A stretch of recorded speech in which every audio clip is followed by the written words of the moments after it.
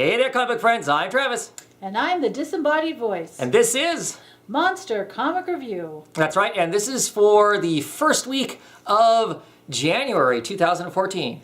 First official books of the new year. Okay, so first right off the bat, we're going to talk about Batwoman issue 26. What do you think of this stellar issue? Okay, I know everybody hated it. I didn't hate it as much as they did. It's the whole, back to the future thing is kind of stupid.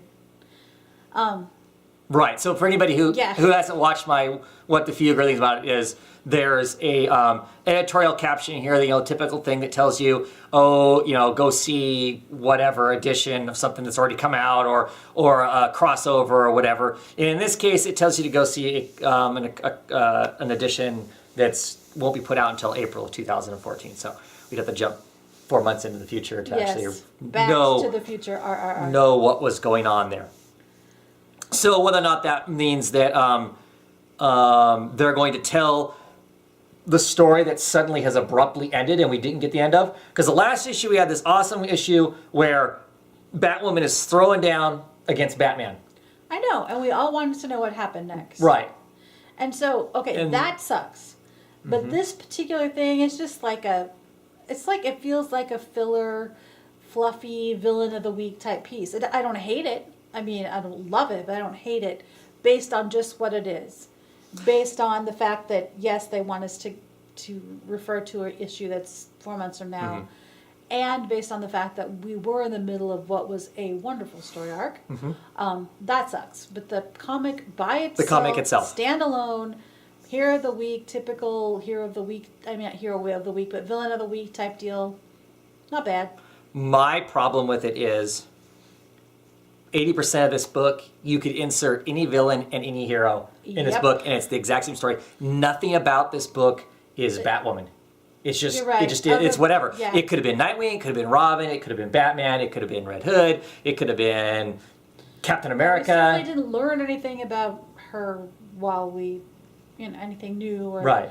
Yeah, it's not. There's no depth to it. It really is just. Yeah. Now I will cut the creators some slack in the fact that the whole firing and then how quickly they set the issue in place that these guys needed to fill in with. They probably had 2 weeks to put this book out. So I'll cut them some slack in that case. Is they just kind of went, okay, this is nice and safe. Let's just do this.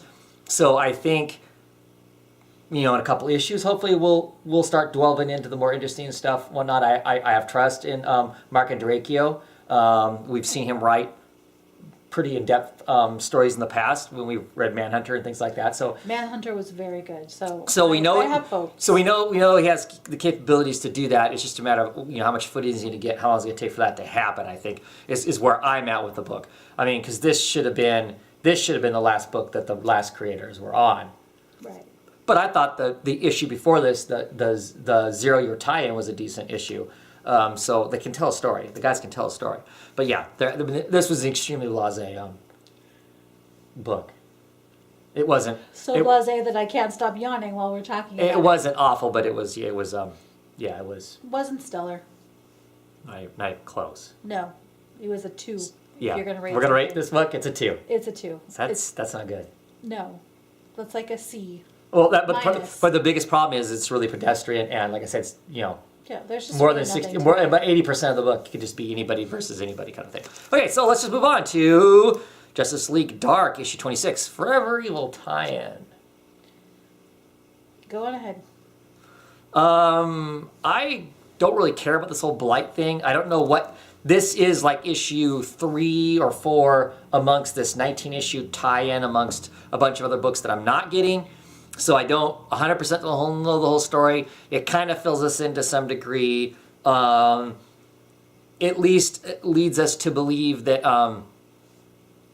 the old team's out there somewhere. Because I don't like this new team makeup. The whole, Phantom Stranger, Nightmare Nurse grouping. I don't care for that at all. Swamp Thing. I want Frankenstein. I want Black Orchid. I want those people to be the group, not this group of people we currently have. Though I do love Swamp Thing. But at least in this issue, they at least explain why this radical change. When everything went boom, those people all got sucked up or disappeared or whatever's happened to the heroes. Something happened to them. So, okay.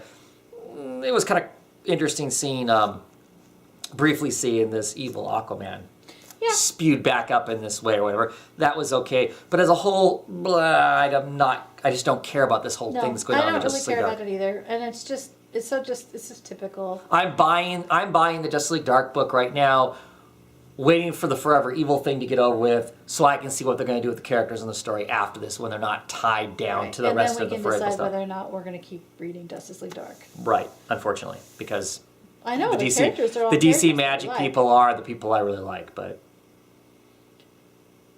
I still don't care for the characterization of Constantine in this either. Nope. He doesn't even make a good rat. He doesn't even make a good rat bastard. No, he's just kind of mediocre. Yeah, all around. So, anything else you want to say about Justice League Dark? No. That's why I let you go first. I could care. Art's nice. Art's always great. Yeah, and that is a really nicely done evil Aquaman too. Yeah. With the hook, you know, right. He's like kind of similar to the old school Aquaman. Right. When he lost his hand for a while. So that's cool. Sure. Okay, so what are we gonna rate that? Yet another 2. 2, yes. That 1.5. Awesome. I don't know. It doesn't suck. I'm just, I think I'm kind of in a superhero lull right now. Welcome to the larger group. It seems to be a comic book reading people right now. Yeah, I belong. Okay, so Superman Unchained number 5. Mm-hmm. Yeah. Okay. You talk. It at least felt like in this issue we actually have kind of opened up some doors as to where things might be going. We get an idea of who this terrorist group is, what their mission is and whatnot. Because it felt to me like for a while, the last issue was this kind of odd buddy comic between this Wraith character and Superman. And it didn't... where is it going? It still doesn't feel like it's going anywhere. Here it feels like a little more like it's going somewhere. Like it's kind of like... It's like it reminded itself, oh yeah, we have a plot we need to follow, as opposed to just kind of wandering along. Trying to get back on track. It feels, whatever their track is. It feels, I don't know what timeline this is in the DC universe and whatnot, but this feels very obnoxious having this older Superman basically show Superman how to freaking do everything. And it's kind of what he's doing. Yeah. And then at the end basically tells him, oh, well, I'm going to screw you at some point here. Like once again, Yeah, once again saying, but we're calling in the bad guys. We're going to do all this, whatever. So I really haven't. There's 9 issues to this run. I'm probably going to suffer through the next 4 issues just to see where it's at. My problem once again is, as a whole, it's Superman comics. Superman doesn't really interest me a whole lot. Lois Lane is interesting. Yeah, I like Lois. And I don't mind her part of this, but the Superman part of it's been whatever. Yeah. I haven't loved this. I guess I thought this was going to be, I don't know, a different kind of maybe out of context, not out of context, but out of canon, out of current canon. Right, Superman. out of continuity. Mm-hmm. Thank you, that's the word I was looking for. Yeah. And it's just been kind of, I'm not. Yeah, well, I don't know that it's in continuity, but yeah, you're right. It's I don't know. I love Scott Snyder. I really do. But this is just this isn't doing anything for me though. No, I mean I love Scott Snyder as a most everything else he does, other things, right? But yeah, not this particular thing. And I like Jim Lee's art just fine. There's nothing wrong with it. I just don't. Yep, just no, it's fine. I don't like the new version. I don't like the new version of Superman where he looks pissed off all the time and has red eyes glowing a lot and stuff. That kind of a Jim Lee colored kind of a thing seems to be that. He's always on the verge of looking like he's going to melt people down with his heat vision all the time. Yeah, and that's not. I don't think barely in control Superman is. It's not who he is acting like he is. It's not who he used to be. It's who he is now, though. It seems to be. That's the new DC universe Superman. So another 2. Yep. Woohoo! Why bother? Yeah. Exciting times at the Oddfellow house. And finally, this time, Max is going to interject. Quiet. We're going to talk about Superior Foes of Spider-Man issue number 7. I've really been enjoying this. I have not been enjoying it as much as you have, but I do. That's what everybody says. But I do think it's a lot of fun, and I enjoyed this because it was the Beetle backstory, and she was hilarious. This horrible little, Well, her criminal dad, girl her and- dad is Tombstone, who's one of the like lead old style mafia type mobster bosses. Right. And she's his little girl. So I love the fact that he wants her to, just like every mob boss or criminal in the world, Yeah. doesn't want her to have to do the rough stuff. He wants her to become a corporate lawyer. So she can rob everybody she can legally easy. screw everyone over for money. Yeah. But I mean, when it goes back to her at the birthday party, stealing all the girls' presents. Using the dog as a decoy. Yes, that was horrible. Yet, It's funny.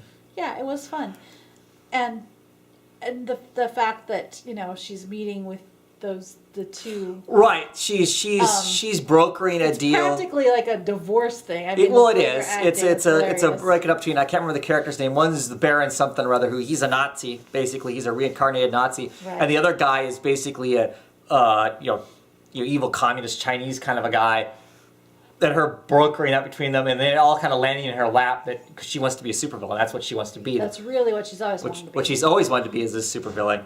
So it all breaks together and perfectly lines up for her to have the super costume, to do the beetle thing, and this one wasn't gut-rollingly funny. But it was still funny. Fun. It's still funny to see and it was where enjoyable. she comes from and how that all works and stuff.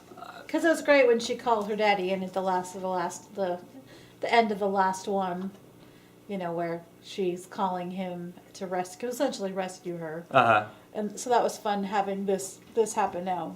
Right. To Now give I us the wanna get perspective back as to the what.